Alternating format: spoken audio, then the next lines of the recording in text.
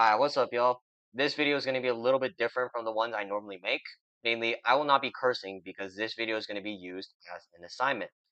Now, reading the thumbnail alone will probably having you scratching your head, but just hear me out because I believe by the end of this, you will be convinced. Throughout this video, not only will I be showing examples, but I'm also going to be using certain digital media concepts that may explain why this is happening. I'm not going to waste any more time. Let's get right into the video.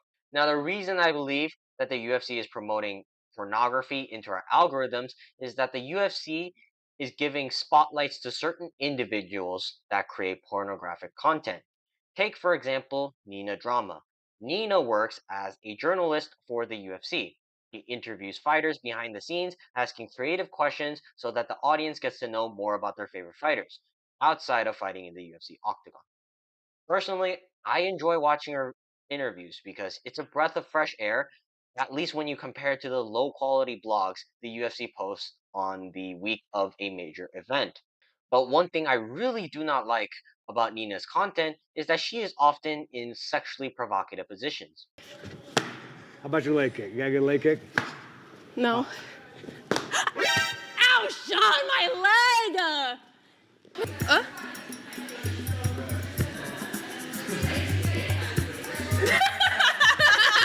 Damn. Okay. Wait, do it again. You hit your head, go around, spin. Oh.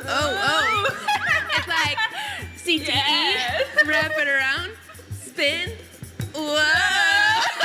Maybe I'm reaching here because after all, this is the UFC, but if you check Nina's Twitter, every single photograph here can only be described as pornographic content. Clearly, the UFC do not have a problem because she is still working for the UFC as a journalist. And lately, the UFC is not even bothering to hide it. Over the last several days, Dana White has been filming ad campaigns for what I would call his biggest failure, Power Slap. Here in the UFC garage, Jellybean paid $200,000 for this McLaren. We've got sweepstakes going all weekend, all through Power Slap. We're about to call the winner. His name is Jeffrey, and he lives in Minnesota. So excited. Jellybean here is an OnlyFans model. OnlyFans is a subscription-based platform that creates exclusive content with their fans or subscribers. Content ranges from video games to physical fitness, but this platform is primarily used by sex workers. I'm not going to buy a subscription because it's a waste of money. But when I look through her Instagram, she promotes content that borderlines porn as advertisement for her OnlyFans.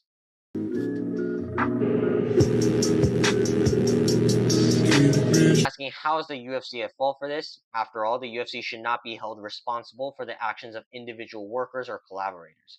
The problem arises when the company promotes women's fighters in similar ways.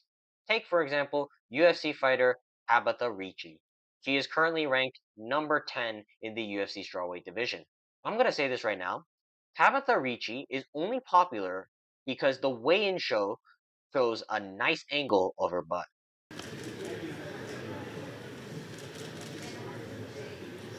115 and a half. 115 and a half for Tabitha Ricci.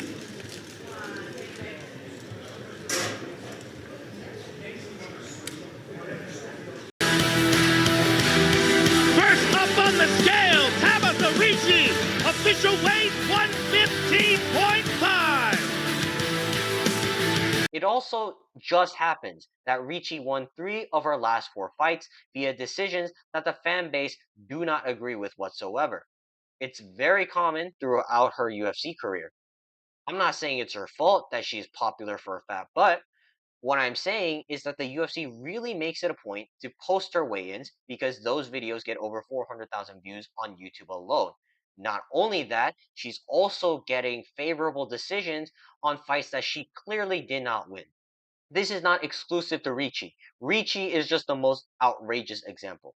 It's very common for the UFC to give favorable scorecards or matchups for women's fighters who happen to be attractive with a nice butt. Individually, all 3 of these examples do not really mean much, but when you put these 3 examples all together, you start realizing a particular pattern when it comes to what kind of women the UFC like to promote. You might ask how the UFC is able to do this because they are not in charge of any social media platform.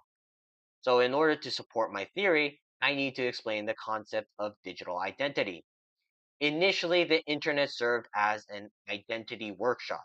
Sociologist Mary Chaco explains how social media platforms initially served as a workshop for users to experiment and create a new identity online, separate from their life identities. But over time, the internet has become more infrastructural, which is why the internet and social media platforms serve as personalized ad centers nowadays. This is where we can use data from the NIH to connect the dots. A couple of years ago, the NIH conducted a study regarding behaviors of people who practice combat sports, with 441 martial artists from very different backgrounds. However, the NIH confirmed a few common traits amongst these martial artists. The average age of the subject was around 24 years old, give or take 8 years. Men accounted for more than half of the respondents. The majority were unmarried at 72.5%. Among the subjects, 52.8% were still pursuing studies, and 14.5% of those who were in school also worked. There's also a bunch of other statistics that aren't relevant to what I'm talking about, but the point I'm trying to make is that the UFC knows their fan base. This company knows that the majority of their fans are single males around the age of 24. This is the particular group of people that happen to be most vulnerable to pornographic content. According to the NIH, roughly 71% of males between the ages of 18 to 25 have been exposed to, at some point in their lives, pornographic content. Very convenient that the UFC likes to use sex workers for ad campaigns and interviews while also heavily favoring women's fighters who happen to be very attractive over the ones with actual talent. Now, when I say that the UFC is feeding porn into our algorithm, I'm not saying that the UFC is the only responsible entity at play. If you didn't know, Google and Instagram actively try to identify you based on the content you watch and the content you post. Just follow these instructions on the screen, and you will realize that it's kind of creepy that these companies know certain things about you. However, the actions the UFC has taken over the last several years are definitely not helping, to say the least. The UFC is deliberately pushing certain sex workers and pornographic content onto their fans, which in a way gets more people to watch whatever Dana White wants to push onto the fan base.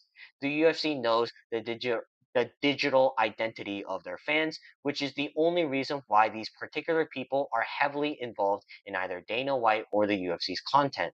All right, this is where I'm going to end this video for today. It's kind of a weird topic to post, but I thought this would be great for one of my final projects. I'm going to have to lock in for my finals now, but I will try my best to post one more video before all of that shenanigans falls upon me. Like and subscribe, and I will see you guys next time. Peace.